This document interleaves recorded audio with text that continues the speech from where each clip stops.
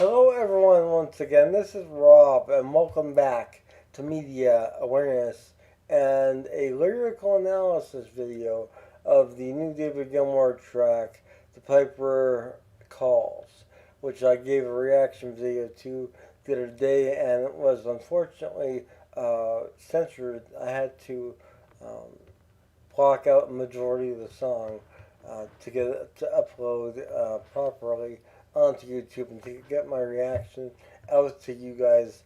But I did leave the link in that video to the actual source. That way you can experience it for yourself. So you may revisit that. I'm also going to link the video in this lyrical analysis as well. But I was asked to do this, and being a lyricist myself, I thought, why not? I'm going to do this. But before I get to that, a quick reminder that the fundraiser continues. For those of you unaware, I am a disabled individual, and I use a motorized wheelchair slash scooter all day, every day for my independence, and I need your help. My insurance will not cover anything with regard to my scooter. They view it as a quote luxury item end quote. Despite the fact that I am unable to walk whatsoever, unable to use a standard wheelchair due to my limited dexterity and use of only one hand, and I am unable to use any other type of power chair for my everyday life. My scooter is all I have, and I only have this. I do not have a backup. So any and all support is welcome. Below the title of this video in the description, as well as in a separate section below that, you will find a spot fund account linked. Any and all help is welcome. It takes a few seconds to contribute via the spot fund, and I am endeavoring to refurbish my existing scooter to a point where I don't have to worry about it malfunctioning. I pride myself on my independence and I thrive on my independence. And although I'm not completely independent in my everyday life, I still want to maintain my current level of independence and not be dependent upon others for my every little whim and desire when I can do things on my own. So, with that stated, any and all help is welcome, and believe me, it is definitely needed. I do want to thank those who have contributed thus far, as your contributions have made a world of difference in my life, and most of you are clearly aware of that, and just how much your contributions have meant, and what they have done for my scooter. For those of you who are planning on contributing, believe me, I really appreciate you all, and your contributions will go to good use, and they will be able to allow me to purchase the parts necessary to keep my scooter functioning at a safe and comfortable level, as well as pay the technicians to install these parts as well. So please do what you can. I love you all. Thank you all. On with this video.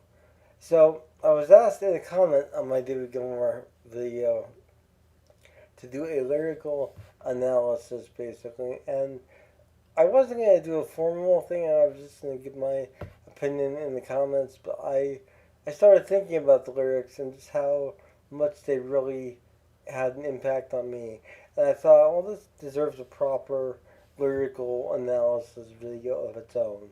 So that's what this is going to be. I'm going to be going through the lyrics. I'm not going to have the song playing to avoid copyright strikes, but like I said, it will be linked in the description below as well, along with the pertinent information to the album's release and all other necessary information as well. So, with all of that stated, David Gilmour's new album is coming out in September, and it is called Lucky and Strange. And uh, the majority of the lyrics and music were written by David Gilmour and Polly Sampson, who was his longtime collaborator, as many of you watching this video are clearly aware. Um, and I never had a problem with the lyrics that have been featured on David's past solo albums as well as the Pink Floyd albums done without Roger in the band. A Momentary Laughter Reason is one of my favorite Pink Floyd albums. So call me a Pink Floyd anarchist, I suppose. But I've always loved that album, and that was actually one of my first Pink Floyd albums to ever own. Um, Yet that has no bearing on my affinity for it. I really am connecting with the emotion of the music on the album and the lyrics as well. Um, Same goes for the Division Bell. But I digress. I'm going to pull up the lyrics now and I'm going to go through them uh, verse by verse and give you my interpretation or interpretations, because there are several in some cases, of what I feel they represent and what they mean to me personally as well.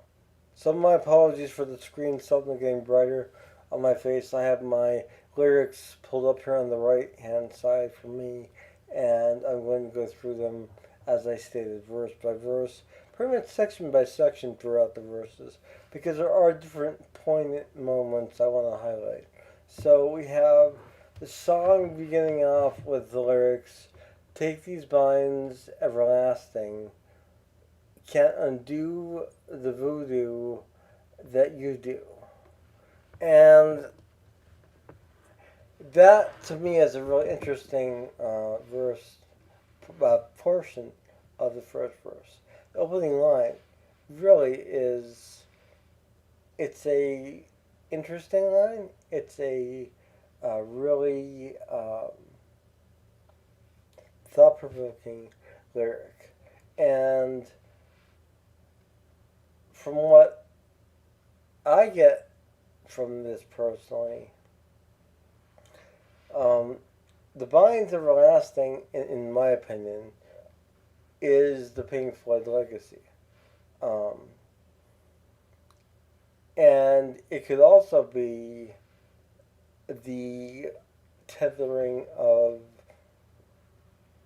mortality and how long some of us live or seem to live, not thinking we're going to live quite that long. So that's one way to look at that. Because when you have that, take these binds everlasting, can undo the voodoo that you do. That to me alludes to something done prior and or unbeknownst perhaps at the time to someone. And for me that goes back to the foundation of Pink Floyd prior to David Gilmour being part of the band.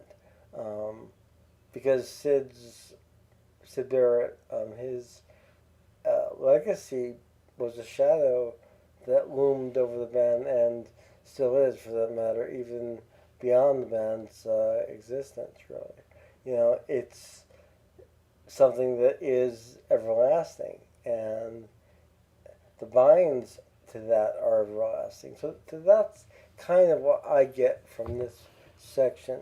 I'm going to scroll ahead here and see our next portion. I've been thinking about this the past couple of days since I got that comment. Alright, let me see here.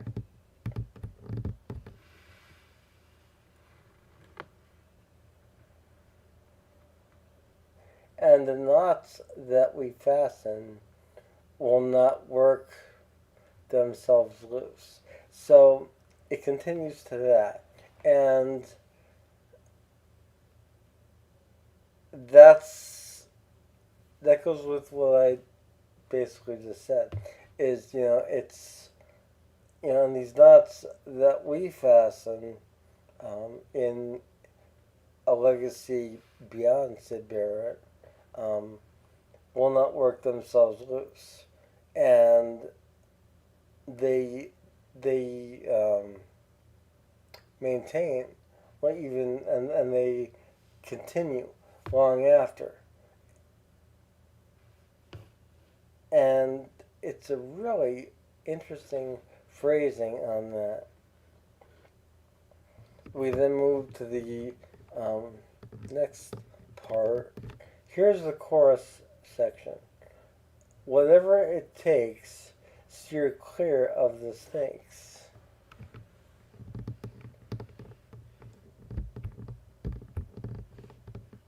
The road to hell is paved with gold.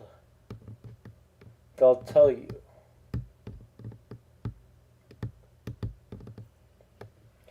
Now, this could mean several different things. And my my instantaneous reaction to this was um, basically whatever it takes, steer clear of the snakes is sort of a cautionary warning against the trappings of fame and those who lead us astray or try to quote unquote manage us and basically not necessarily have our best intentions in mind. Um, and that's what I get from that. And then we move on to the road to hell is paved with gold. They'll tell you. So it reinforces the fact that the snakes are the individuals guiding you or managing you in the industry, so to speak. And they will tell you that you're going to make a fortune, you're going to be huge, you're going to be famous, you know. And it's, for the most part, it's a something that is ingrained in rock and roll and most music, really. You can't avoid this trapping. So it's interesting that this is phrased like this.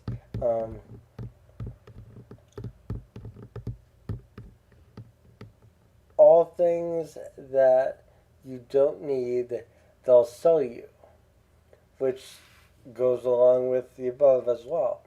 And it is true. I mean, think of how many musicians, actors, actresses, artists have things that they don't really need, but they have.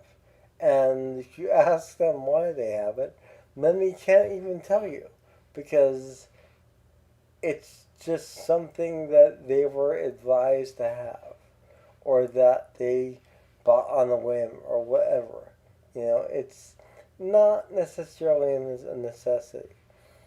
Um, Not that everything in life needs to be a necessity.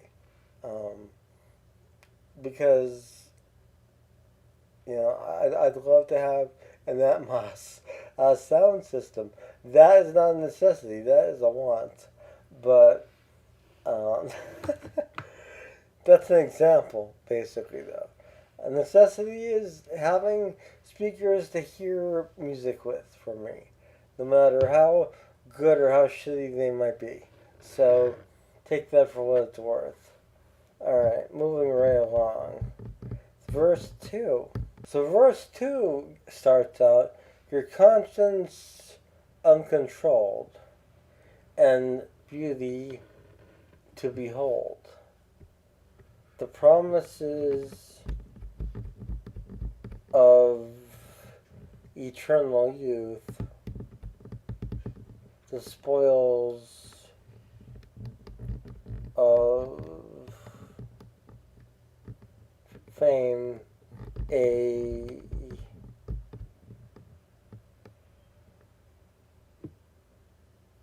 carpe diem attitude. And that is really, really interesting. Let's go through this again.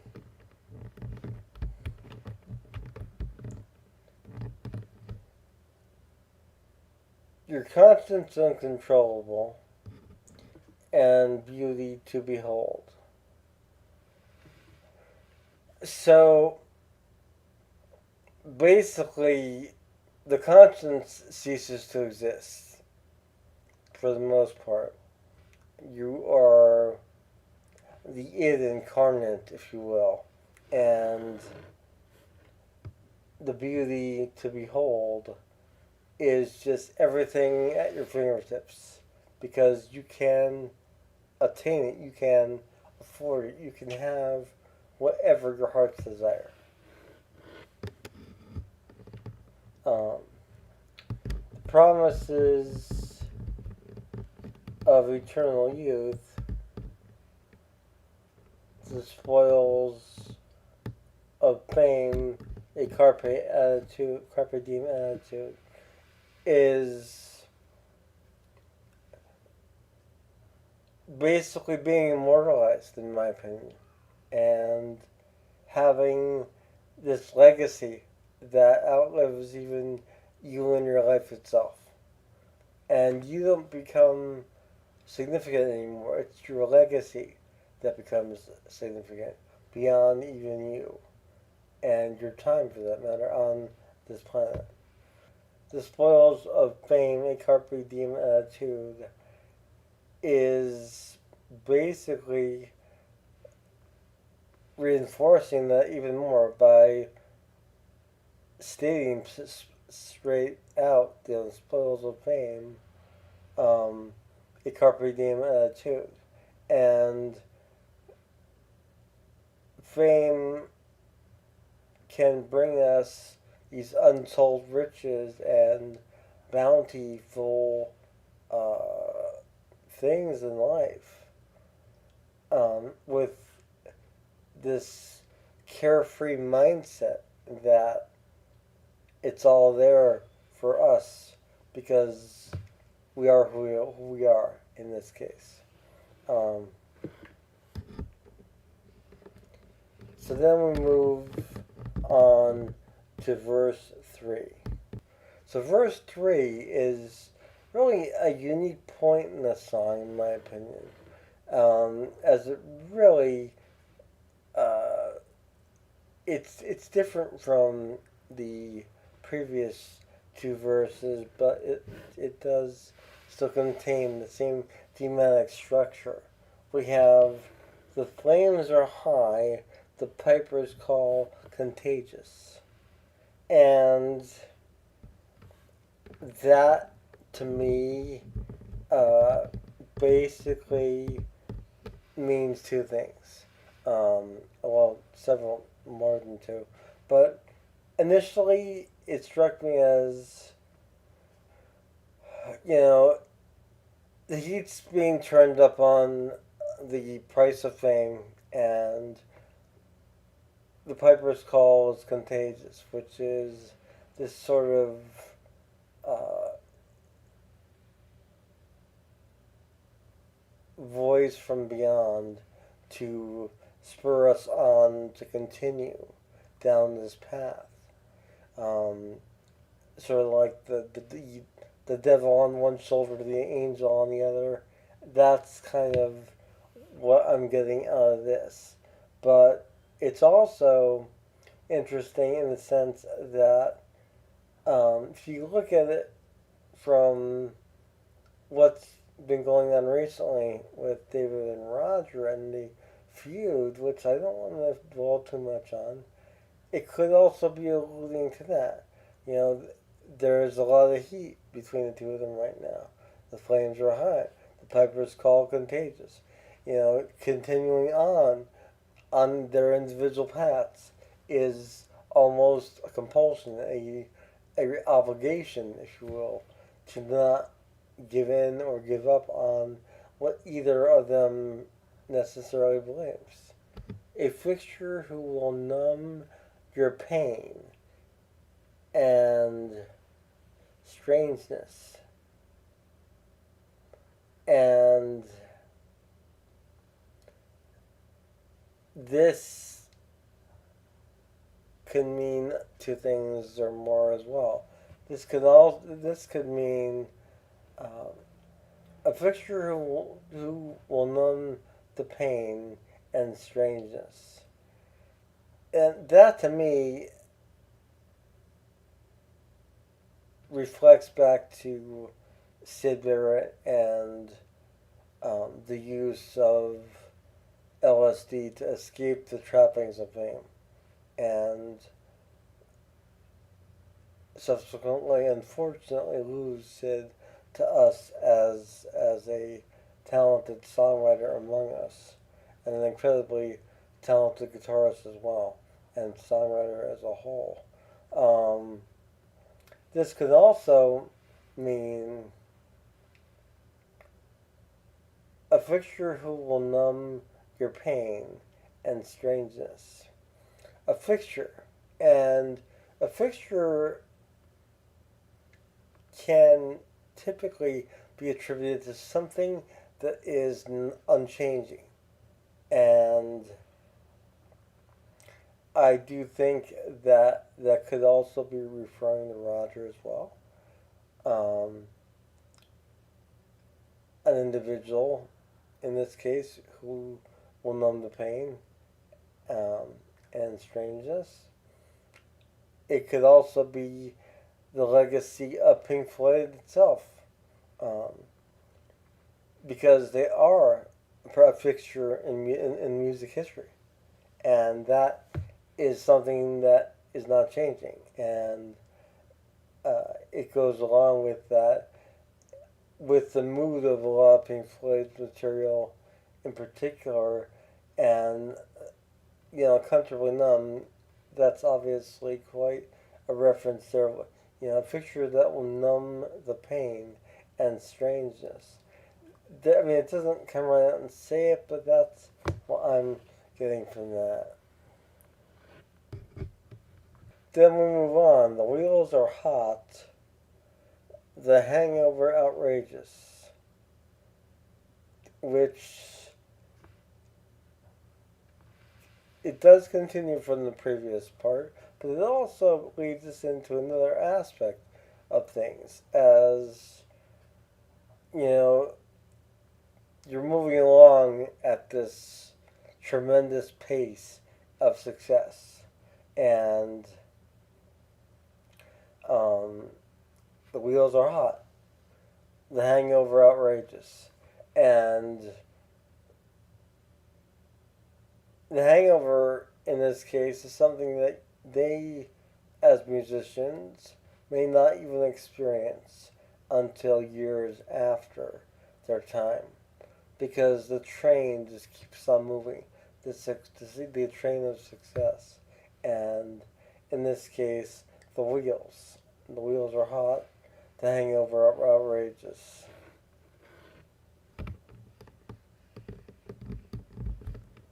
And that goes into this dealer, he will trade your soul for favors. And my take on that is the dealer is most definitely fate. And this dealer will trade your soul for favors.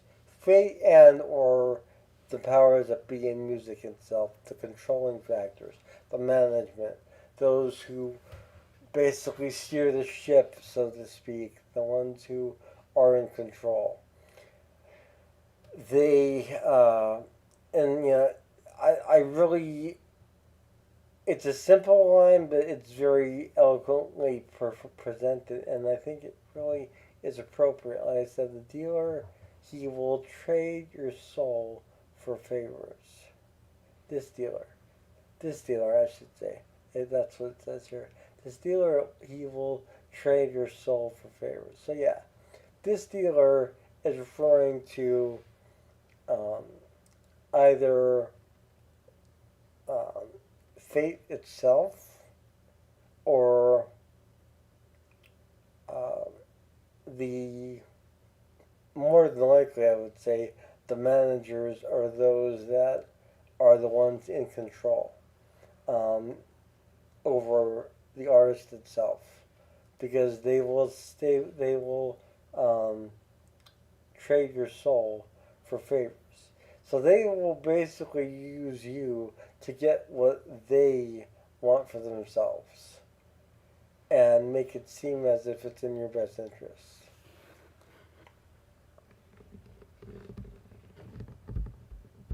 And then the chorus.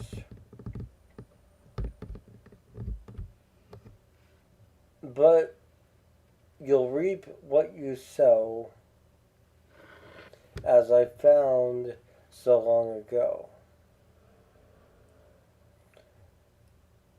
And that line right there says a lot. Uh, because it's a reflective line. But you reap what you sow, as I found out long ago. And I think in Gilmour's case, that this is sort of a reflective line on realizing this a long time ago. Realizing quite some time ago that you reap what you sow in the industry itself. It could also be another line that is pointing at Roger, saying you reap what you sow because of his most recent antics in the world stage and um, being center stage in that sort of moment in history, most recently. But it's being presented that whoever this is aimed at doesn't realize this because it's saying, as I found long ago. And I think that that goes back to uh, when David and Roger were feuding over the rights to Pink Floyd name. I mean, that's what I get from that. Uh, I could be wrong. This is my analysis, so take it with a grain of salt. Um, the promise of eternal youth, the spoils of fame, a carpe diem attitude. Once again, this repeats, and this is the ending of the chorus, and this is where we go into the guitar solo section. And the promise of eternal youth, once again, it is that you know that promise the thing that we hear so much in life, oh, your legacy is gonna outlive you and outlive everyone else, and you know, promise of eternal youth because people are going to remember you for what you were and who you were at that point in time. Not necessarily how you evolved, how you change, but they're going to fixate on a certain point in your life and your appearance, your um, output of material, whether it's artistic, visual art, whether it's music, whatever the case, um, it's all relative to that in my opinion. And then of course, the spoils of fame, a carpe diem attitude, which is just you know once again, the the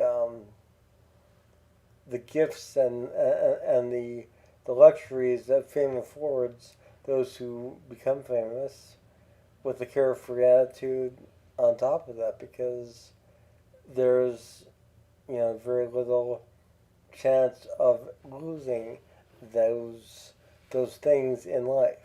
So there you have my lyrical analysis of David Gilmour's new song, "The Piper Calls," um, written by David Gilmour and Polly Sampson. And like I said, for me it's a really deep song lyrically and musically as well. I love the music in this song. I feel it's very reflective of Pink Floyd itself, and it's sort of an extension of that without outright lifting material from the back catalog. This is brand new material. It sounds brand new, yet it has that familiar sound and that familiar feel to it that really, really hits home. What I get from this song is an ambitious song, reminiscent of Pink Floyd, yet fresh and new for our modern era. There you go. This is Rob with Media Awareness. I hope, once again, that you all will also check out the fundraising link. It's linked below the title in the description, as well as a separate section below that. And the All Help Us Welcome. And I truly am thankful and grateful to you all for doing what you can. And I thank you all again. I will see you all soon. Have a wonderful morning, noon, or night, wherever you are. Take care. Bye.